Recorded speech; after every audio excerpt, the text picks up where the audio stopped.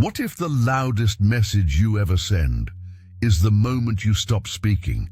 They didn't slam the door, they didn't yell, they just stopped seeing you, and that's what hurts the most. In a world full of noise, the most powerful voice is often the one that walks away, calmly, quietly, and for good. There's a kind of pain that leaves no bruises, yet it cuts deeper than any wound. It doesn't shout, it doesn't explode. It lingers. In silence, you call, and there's no answer. You send a message, and they read it, but never reply. You show up with love in your heart, only to be met with closed doors and colder hearts. And worse than the silence is being treated like a fixture, like something guaranteed. Always there, always available, no longer seen. Not because you're unlovable, but because you've become too familiar, too expected. But here's something no one tells you. The more you beg to be seen, the more invisible you become. The more you chase respect, the more they feel entitled to withhold it. We live in a world addicted to attention, where everyone shouts to be heard, reacts to be noticed, and speaks just to fill the void. But real strength, it's not in raising your voice. It's in learning when to say nothing at all. It's in mastering the kind of silence that speaks louder than anger ever could. A silence not of weakness, but of power. This isn't a message of victimhood. This is your wake-up call. This is the moment you stop waiting for someone else to validate your worth and start remembering who you are. Because the truth is, you don't need to be called to be valuable. You only need to stop forgetting your value in the first place. So if you've ever sacrificed everything for people who now treat you like an afterthought, if your presence has become background noise in the very lives you helped build, then stay with this message, because the journey you're about to take, it won't ask you to beg. It won't ask you to explain yourself. It will only ask one thing: that you remember. Silence, when chosen with dignity, is a thunder no one can ignore. And when you get to the end, you'll discover a truth that may forever change the way you see yourself and the way they see you too.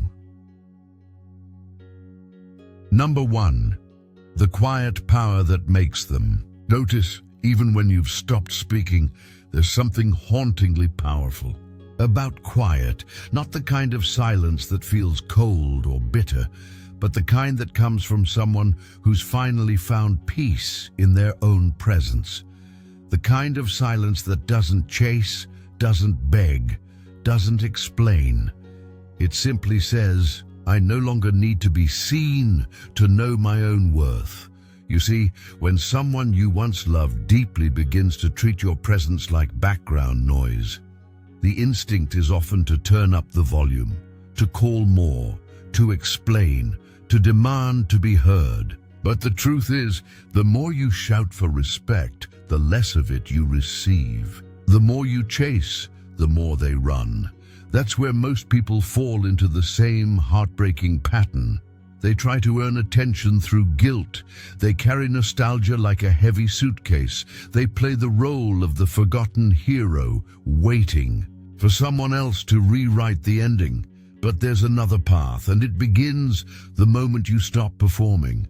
When you choose instead to step back, not in anger, not in silence laced with sorrow, but with calm, with grace, with quiet certainty that your life is still yours to live. That's when everything begins to shift, because nothing unsettles the human heart more than the absence of someone who used to be constant. Not absence wrapped in resentment, but absence wrapped in renewal. Suddenly your silence is no longer empty. It echoes.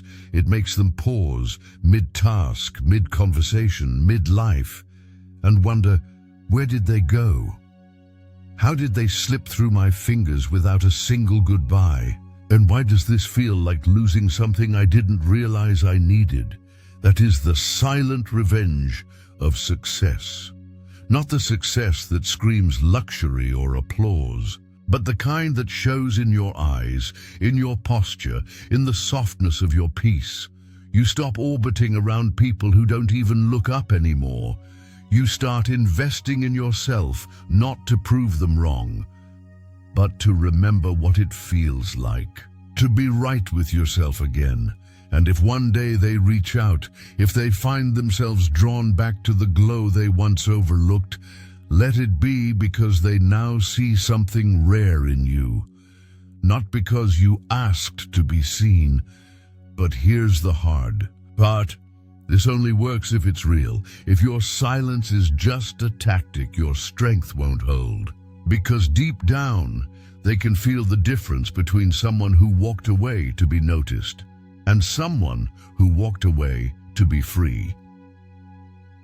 So ask yourself honestly, are you truly ready to stop waiting? Are you willing to let go? Not with rage, but with reverence, because the path to peace will ask for your courage. It will ask you to stop checking your phone, to stop rehearsing conversations that will never happen, to stop handing your joy over to someone else's decision to see you, or, not Marcus Aurelius once wrote, the best revenge is to be unlike those who've wronged you. Not colder, not louder, just whole, unshaken, at home in your own silence. Because one day when they look back and wonder how they lost you, you won't be waiting for their answer.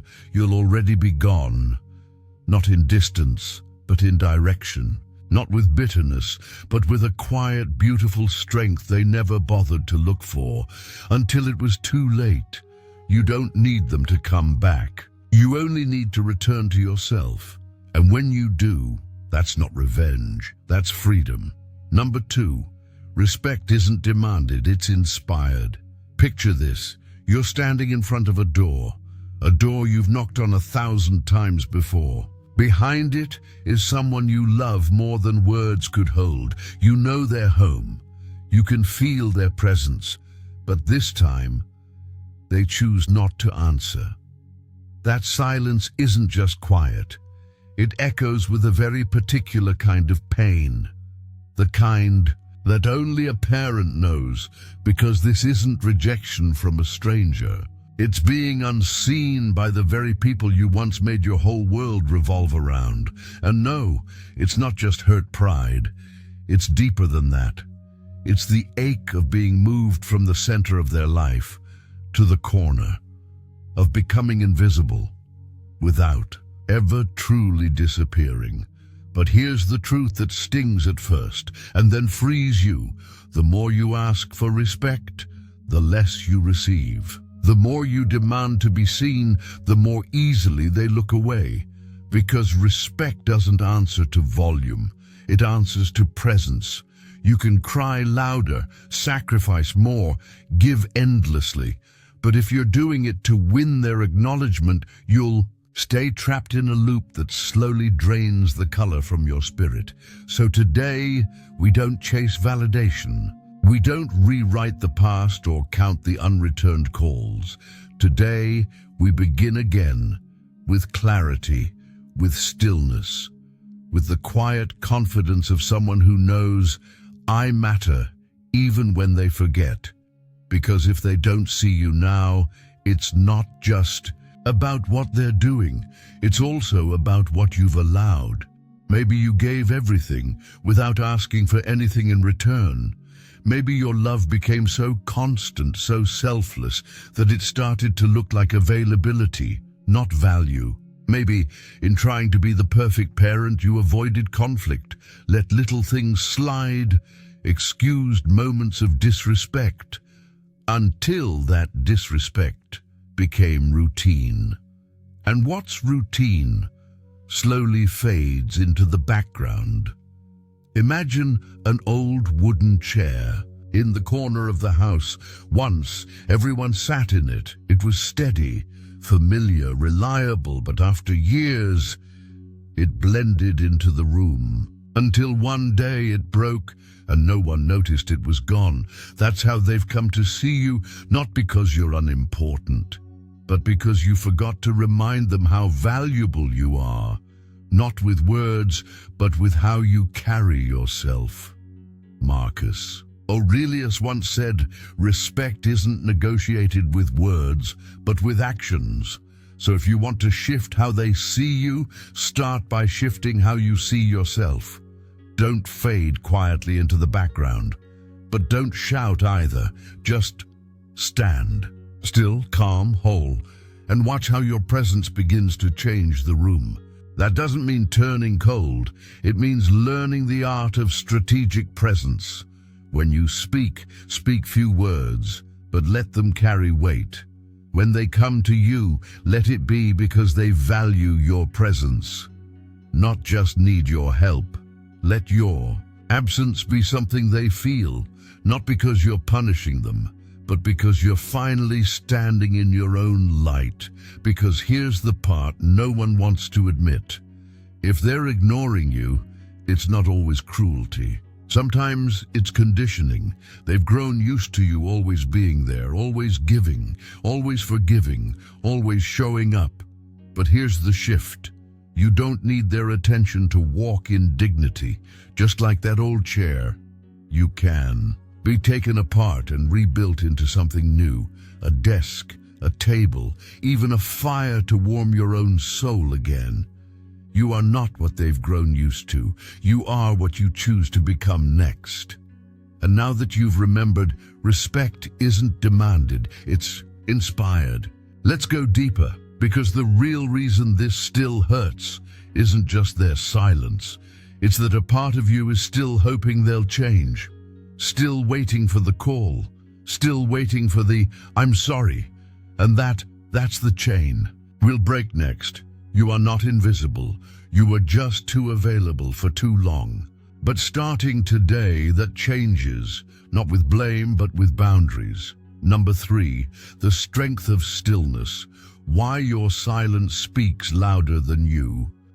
Think we live in a world that never stops talking, where opinions spill out like water from a broken pipe, where every slight demands a reaction. Every silence feels like an accusation, and most people, sadly, have forgotten the art of stillness. But the Stoics never did. Marcus Aurelius, Epictetus, Seneca, they knew that silence wasn't surrender. It wasn't weakness, it wasn't avoidance, it was wisdom. In a world addicted to instant emotion, silence is strategy. Think about it. When someone ignores you, your child, your partner, your friend, when they no longer give you the space you once held in their lives, your first instinct is to act from pain, to speak louder, to demand attention, to say, "Look at me, don't forget me." But all that does is confirm what they've already started to believe, that they have power over you, that your value hinges on their acknowledgement. And so you give away more, your time, your words, your dignity, all in the hope that they'll finally see your worth. But they don't, because we as humans rarely treasure what's always reaching. For us, we're drawn instead to what stands tall in its own quiet. That's where the Stoic response comes in. When someone makes you feel invisible, don't try harder to be seen. Become someone who can't be ignored, not through volume, but through presence, not through noise, but through calm, not by begging for space, but by taking it, gracefully, powerfully, quietly. Imagine a room where everyone is talking, shouting, even, but there's one person in the corner, still, composed, observing. Eventually, all eyes turn to them, not because they demanded it, but because they didn't.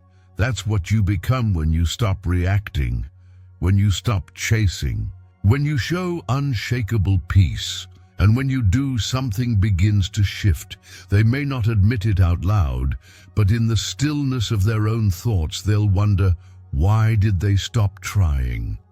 Why are they suddenly so calm? What changed? The psychology of detachment is powerful. It's not cold, it's not cruel. It's magnetic because when someone who used to be at your feet simply steps away without anger, without accusation, without a final plea, that absence lands harder than any word ever could. Picture a king. He's used to everyone bowing, clinging, catering, but one day, someone who always showed up simply doesn't. They're not angry, they're not broken, they're just gone, living their life elsewhere, peacefully, and in that moment, for the first time, the king feels small. That is the power of stillness. That is the power of stepping back, not out of resentment, but out of self-respect. But be warned, this only works if it's real. You can't fake detachment while secretly waiting by the phone. You can't walk away with a smile if your heart is still begging to be seen, because people can feel that energy, especially the ones who've gotten used to you needing them. This shift must come from within. You must reach a point where your peace is no longer tied to their texts, their moods, their presence, where your day doesn't rise and fall with their attention, not to punish them, but to free yourself, because if you've spent years trapped in a cycle of chasing, pleasing, hoping, hurting, then silence isn't just a strategy, it's medicine. And if you're still listening, if something about this truth is resonating deep in your chest, then maybe this is the moment you stop performing, the moment you stop reacting like a victim, and start responding like someone who has finally remembered their own value. If that's you, if you're ready, take the first step right now, not for me, not for anyone else, but for yourself. Leave a comment below, not to be heard, but to be honest. Type these words as a declaration: my peace doesn't depend on anyone, because that is the foundation of your power. And if this message is striking a chord, subscribe, not to follow someone else, but to follow through on what you've just awakened within. This isn't a game. This is your life. And if you've come this far, then you've already taken one of the most courageous steps of all. You've stopped speaking just to be heard, and started living in a way that will be felt, even in your silence. But remember, even the strongest silence can be shattered if you're still holding on to guilt, and that, dear soul, is the next chain we'll break. Stillness is not passivity, it's clarity. And clarity is the beginning of power. Number 4, letting go of emotional dependence. You might not even realize it at first. How many times have you stared at your phone, waiting for a message that never came? How often have you rearranged your plans, your day, your heart, just in case they'd drop by, and they didn't? How many times have you smiled through disappointment, hoping maybe next time they'd remember? It may seem small, but every time your peace rises and falls with their attention, every time your mood is tied to their silence or their affection, you're no longer living freely. You're surviving on emotional dependency, and that is a kind of quiet imprisonment. Epictetus said it plainly: don't suffer over what isn't up to you. But that's exactly what so many parents unknowingly do. We hand over the keys to our inner world. We make our joy, our stability, our sense of being enough, contingent on a message, a visit, a crumb of recognition from the very children we raised with love. But here's the hard truth: your children are grown. They have their own timelines, their own distractions, their own burdens. They won't change just because you ache. And even if they promise to try harder, call more, visit more, ask yourself this: do you really want your happiness to depend on their willingness? Because just like respect can't be demanded, love can't be begged for. The more you expect, the smaller you begin to appear in their eyes. Not because you've lost value, but because you've stopped standing in your own. A parent who's constantly wounded by silence, who drops hints, who complains about being forgotten, eventually becomes someone tolerated, not treasured, not out of cruelty, but because nobody likes to feel responsible for someone else's emotional survival. And maybe, without knowing it, you've placed that weight on them. You've handed them the burden of being your source of peace. But emotional freedom doesn't mean you stop loving them. It doesn't mean cutting ties. It doesn't mean turning cold. It means you reclaim your center. It means if they call, you smile. And if they don't, you still have a full day ahead. You cook something delicious. You take a walk. You live. And that shift is where everything changes, because when your world no longer orbits around their approval, you become radiant in your own right. Not needy, not lacking, but whole. And it's from that balance, not that longing, that respect and admiration are born. Picture this. You're floating alone in the ocean. The only thing you're clinging to is your relationship with your child. And every time they drift further, you panic, thinking you'll sink without them. But what if you let go? What if the water you feared was not there to drown you, but to teach you how to swim? What if your survival was never in their hands, but always in your own? Because when you stop clinging, when you release the grip of expectation, something beautiful happens. You begin to move with ease.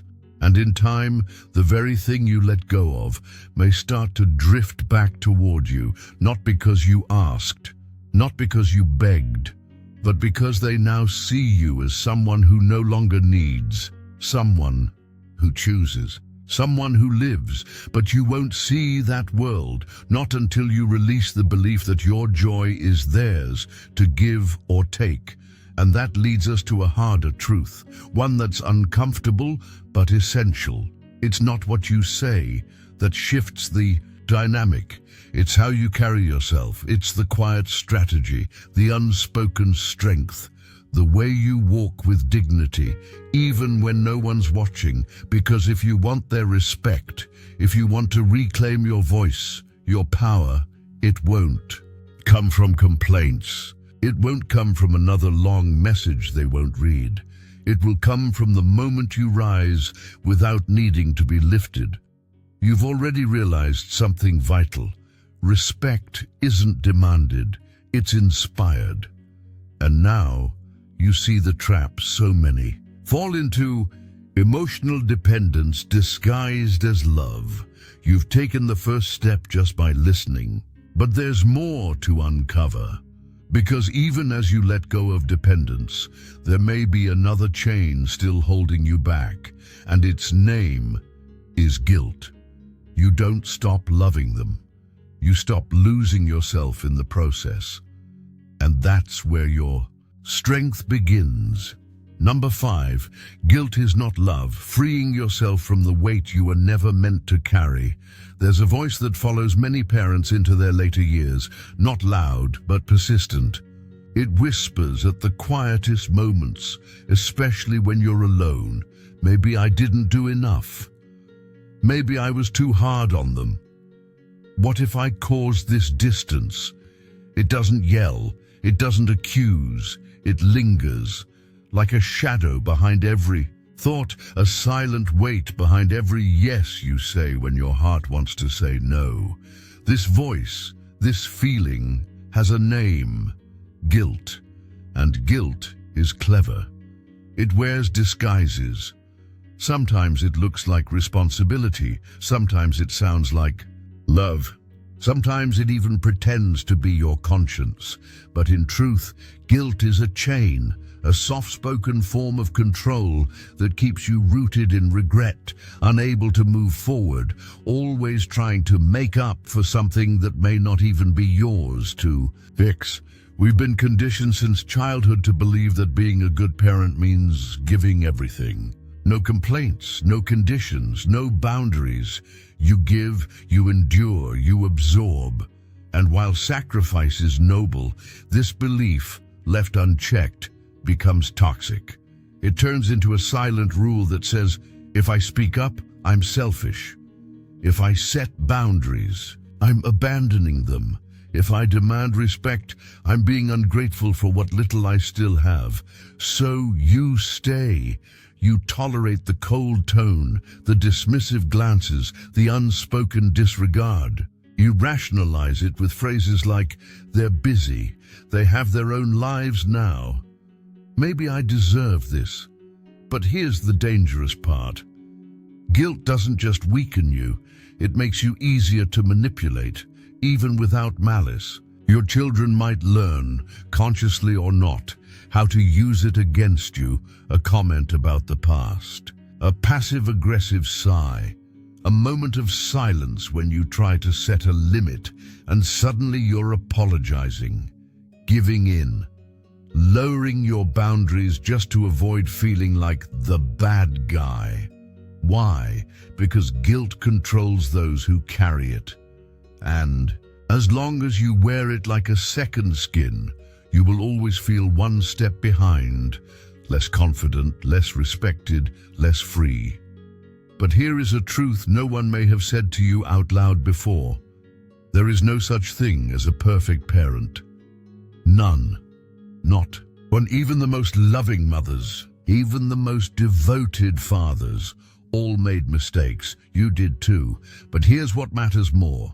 Did you try?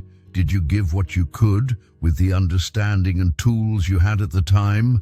If your answer is yes, then it's time to release the sentence. You've been serving the one you were never truly convicted of. If your children are now grown and they still cling only to your mistakes while ignoring your efforts, then the problem isn't yours anymore. It's theirs to carry. Seneca once wrote, "We are more often tortured by our imagination than by reality." Your imagination is where guilt lives. It imagines what could have been, replays what should have been, and forgets everything that was. It's time to stop letting your past become a measuring stick held by people who never walked in your shoes. Look at yourself fully. Were you flawless? No. But did you love? Did you try? Did you show up? Probably yes. So do you deserve a future unburdened by a past you cannot change? Absolutely. Guilt is not love. Guilt is not responsibility. Guilt is not humility. Guilt is a weight, and you're allowed to set it down. Like a traveler dropping stones from a heavy pack, you have permission to move forward lighter, freer, more grounded in the truth of who you are today, not who you were in a moment years ago, because if you don't release that weight, others, consciously or not, will keep using it to shape how you live. And you'll keep explaining yourself to people who aren't even listening. But when you finally let it go, when you finally say, "I am not the sum of my mistakes," something begins to shift. You start living again. And with that rebirth comes the next step. Learning to say no without apology, without fear, because guilt will always try to convince you to say yes, even when every part of you is whispering, "Not this time." And until you learn to honor that whisper, your freedom will always be just out of reach. But we'll walk that path together, because learning to say no is not rejection, it's remembering your worth, and we'll explore that in the next chapter. You are not your past. You are not your guilt. You are not here to keep proving your love. You're here to live it fully, freely, and without apology. Number 6, the courage to say no, reclaiming your worth. Without apology, for years you've said yes, when deep down every part of you was quietly whispering, "Please, not again." You've answered every call, not because you had the energy, but because guilt said you should. You've lent money knowing it would never come back, looked after grandkids when your body was aching for rest, dropped everything for people who rarely ask how you're truly doing. Not out of weakness, but out of hope. Hope that one day your sacrifices would be seen, that your quiet service would be honored, that someone would finally say, "Thank you." But here you are, tired, disappointed, and maybe even resentful, not because you gave, but because giving became your only way to feel needed. And here's the bitter realization: what you hoped would build connection may have built dependence instead. Every time you said yes out of fear, fear of losing them, fear of not being loved, fear of conflict, you unintentionally sent a message. My time doesn't matter. My boundaries are optional. My love is endless, even when it hurts me. And slowly, something subtle but dangerous began to take root. They stopped seeing your yes as a gift. They started expecting it. Love without boundaries. That's not love, that's submission. And a parent who never says no isn't more loving. They're just more exhausted. Marcus Aurelius said, "True strength lies not in enduring everything, but in knowing when to say no." And for many, that kind of strength has been asleep for a very long time. So ask yourself honestly, how many times have you felt used, but stayed silent just to keep the peace? How many times have you felt invisible, but kept saying yes, hoping it would make you feel seen again? This isn't about cutting ties. This isn't about building walls. This is about reclaiming your shape. Because like a tree that bends with every breeze, you've been pulled in so many directions for so long that you've started to forget what it feels like to stand tall.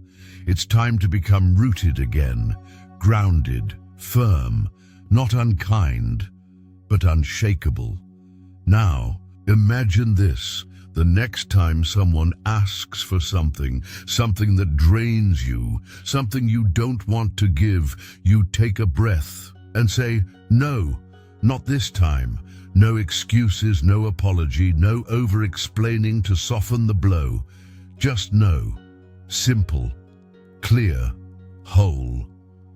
At first they may push back, they may test you, they may try the same guilt they've always used, but if you stand firm, if you hold that boundary with quiet confidence, something in them will shift, because now they're not looking at someone desperate to be needed. They're looking at someone who knows their value, and that's when real respect begins.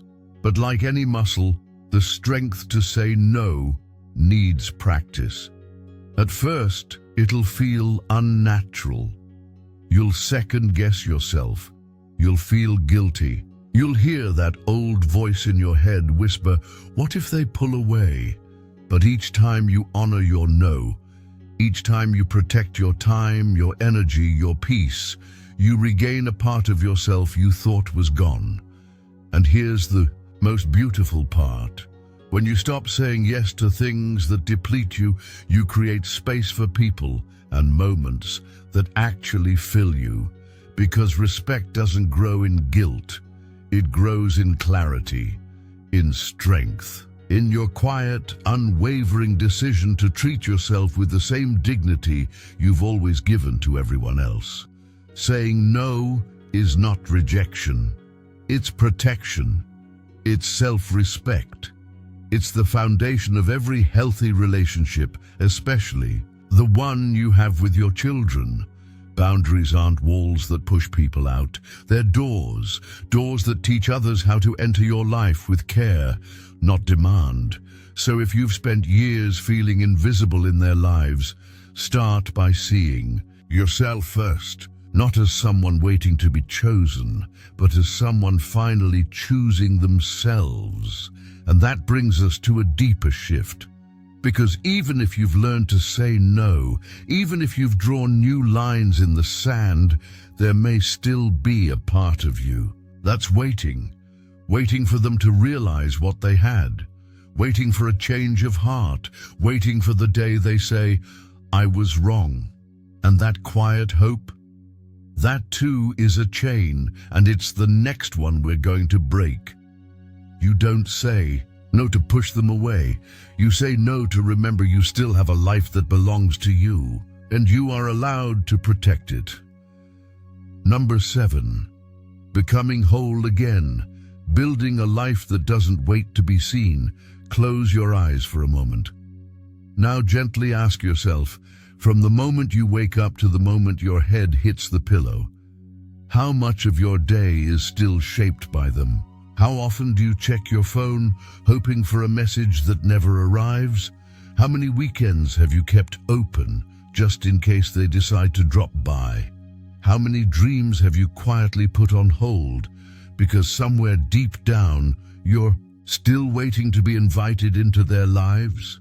And how many days have passed, where you felt invisible, while their world spun freely without even a glance in your direction? The painful truth is this: if you build your life around their recognition, you'll always remain a shadow in theirs, because people rarely value what is always available, what waits without question, what never dares to put itself first. You may think that patience will earn their appreciation, that quiet sacrifice will eventually be seen, that they'll suddenly realize one day just how much you gave. But admiration doesn't come from invisibility. It comes from light, from life, from motion. It comes when they look at you and see someone who kept growing, someone who stopped orbiting around them and started shining in their own sky. Let's make this real. Imagine 2 different lives. The first, someone sitting in the same chair every day. The walls are lined with old photos, memories that whisper of what once was. But now, each day is a repetition of waiting, of hoping, of aching in silence for a call that doesn't come. This person has become a ghost in their own story. Now, picture the second. Someone who wakes with purpose. They stretch, they move, they water the plants they've grown. They learn something new, they go on walks and meet people who make them laugh. They eat well, they rest fully. They say yes to life, not because they're over the past, but because they finally chose to start again. Which of those 2 do you think earns quiet admiration? Which one do you think their children might eventually miss? Not because they begged, but because they bloomed. And here's the beautiful truth. The difference between the 2 isn't luck. It's not money, or circumstance, or chance. It's a decision, a moment when one person says, I've waited long enough. My life matters, even if they've forgotten. Yes, this realization stings. Yes, it feels like betrayal, because it means letting go of the dream, that one day they'd return and make it all right. But how many years will you keep trading for maybe someday? How many more mornings will you lose to the ache of absence? How long will you continue measuring your worth against someone else's attention? Because life hasn't stopped, even if they stopped noticing you. The days are still passing, and whether you fill them with grief or growth, that choice is still yours. You are not just someone's parent. You are not just a phone call they forgot to make. You are not a waiting room. You are a soul, a mind, a body, a spirit. You are capable of joy, of movement, of beginning again. And when you do begin again, when you stop waiting and start living, something remarkable happens. They might notice, they might not. But either way, you will have finally remembered the one person who never deserved to be forgotten: yourself. And here's the irony. No one tells you. When you stop depending on their presence, is often when they start noticing your absence. But by then, you won't be waiting anymore. You'll be building, thriving, becoming. And this brings us to the final quiet truth, a truth that changes everything. You don't need to raise your voice. You just need to rise, because there's only one thing that truly makes them see what they've lost, and it's not your pain, it's your peace. And that's what we'll talk about next. You're not abandoning them. You're returning to yourself. And when you do, the world opens in ways waiting never could. Number 8. Time will put everything in its place.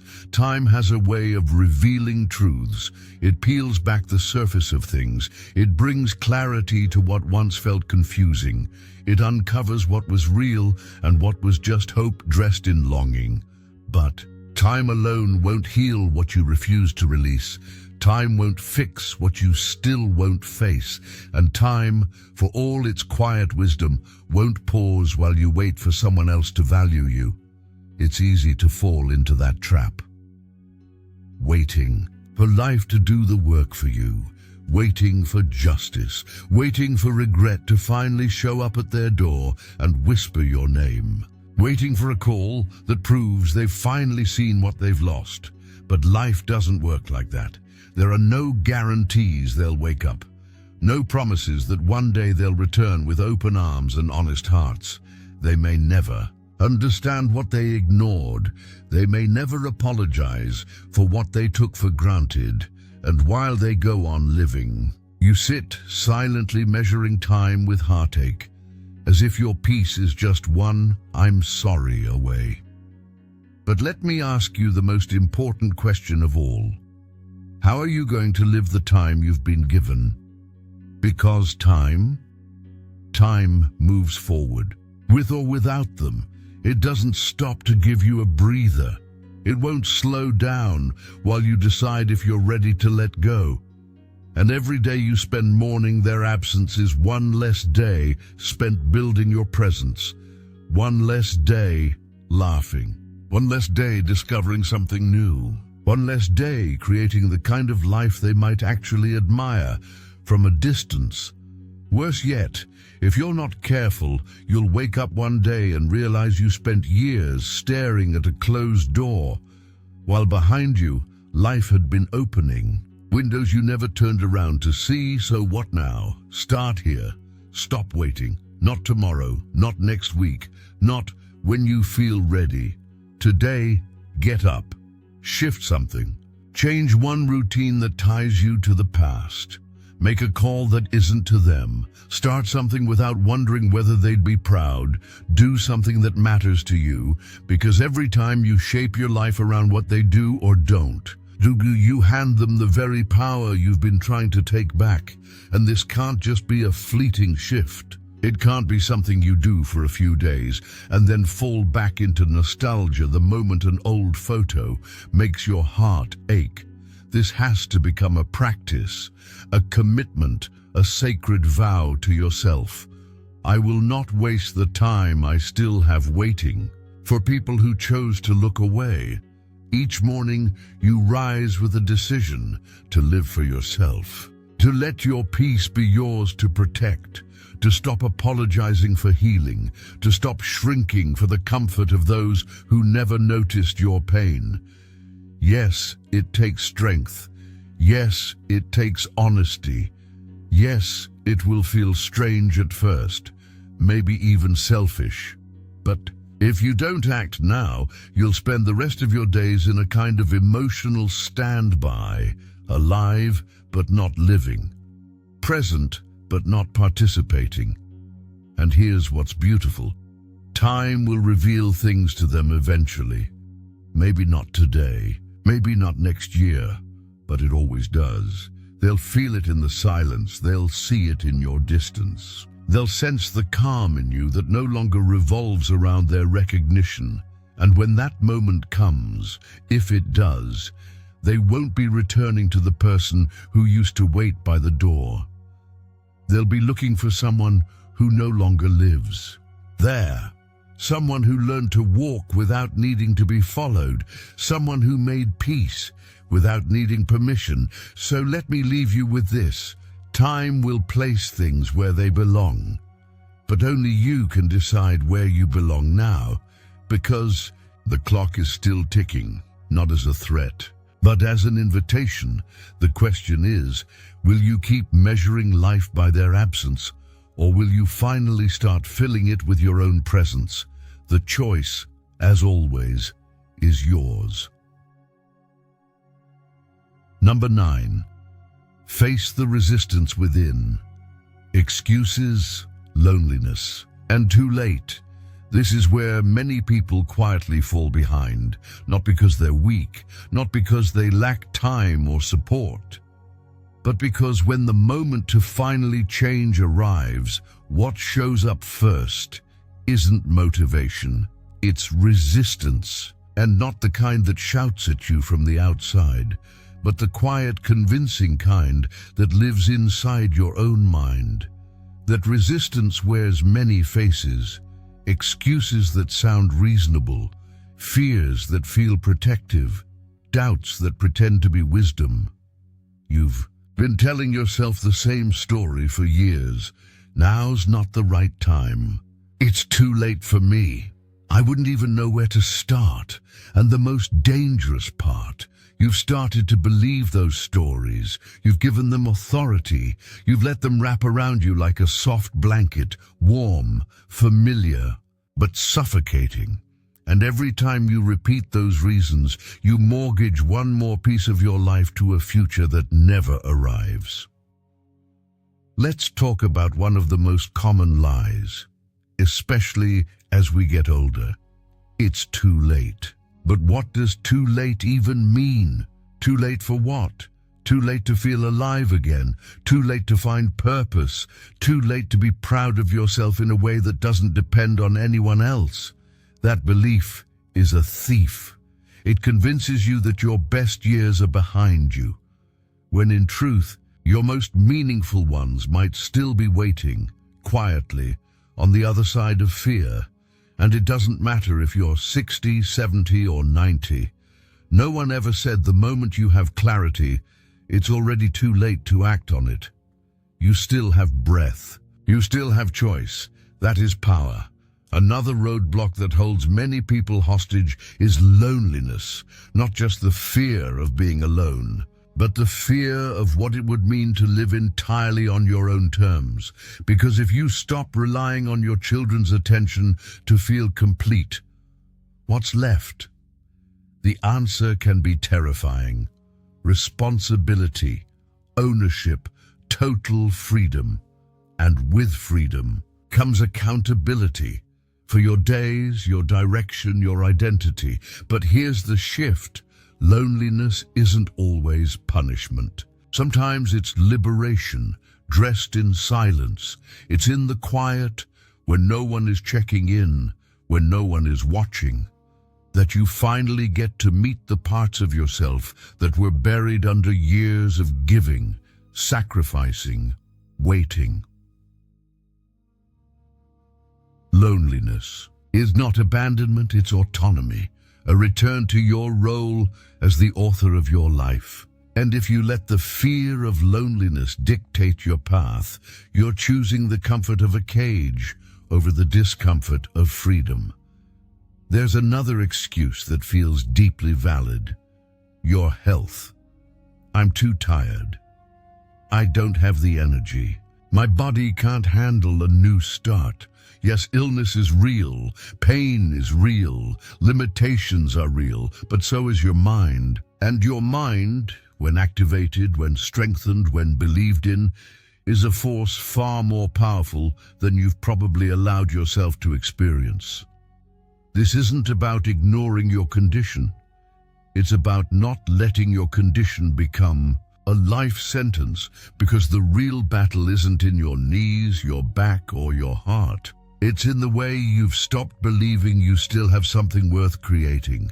And here's what's tragic: so many people give up on life long before life gives up on them. They shrink, they settle, they go quiet. Not because they had but because they let fear, fatigue, and false beliefs make their decisions for them. But if you still have one moment of clarity, if something in you is stirring while hearing this, then it's not too late. It's right on time. Because all those excuses, they're not wisdom, they're not truth, they're just invisible chains, and they only stay locked if you keep pretending you don't have the key. So what now? This is your invitation, not a guarantee, not a promise of ease, but a mirror. This is the moment where you stop hiding behind maybe later and you face the truth. You're not waiting for permission. You're just afraid of what life might feel like if you fully owned it again. But courage isn't the absence of fear. It's moving forward anyway. So choose now, not just with your mind, but with your feet, your voice, your habits, your actions. Because if you don't, you will look back one day, and all those reasons that kept you safe will look like regrets dressed in logic. And the saddest part, no one else will know what you lost. But you will. You're not too late. You're just a decision away, and the life you thought was behind you might still be waiting for you to arrive. Final reflection, so here we are. Not at the end of a video, but standing at the edge of a different kind of beginning. You've listened. You've sat with truths that were not always easy to hear. You've nodded in silence at words that felt a little too familiar. And if something in you stirred, if even one moment made your breath catch, then this wasn't just content. This was a mirror, because the question was never, will they come back? The question has always been, will you come back to yourself? And maybe for the first time in a long time, you're starting to remember. Your life wasn't meant to be lived waiting at a door that never opens. You were not made to fade into the background of someone else's story. You were meant to write your own, with full sentences, loud pages, and a spine that holds strong. It's not too late. You're not too old, too broken, too far gone. Those are lies disguised as comfort, and while you've been quietly waiting for their attention, life has been waiting for your permission. So if you need a sign, let this be it. Let this be the day you stop keeping your joy on hold. Let this be the day you stop needing their eyes to know that you still shine. Let this be the day you stop shrinking to fit into places you've already outgrown. Because here's the quiet truth that no one told you loud enough. You don't need a home in their hearts to come home to yourself. You just need to choose you. Without apology, without fear, without waiting for them to notice you left. The loudest message you'll ever send won't come from a confrontation. It'll come from your absence, from your peace, from the life you begin to live quietly, fully, freely. And if they come back, let it be because they saw something in you they hadn't seen before. But if they don't, let it be because you never needed them to. You were never missing. You were just waiting for the courage to stop disappearing. Now you have it, so take the first step and let the rest of your life feel like yours again. Not louder, not angrier, just finally free. And that's not the end, that's the return.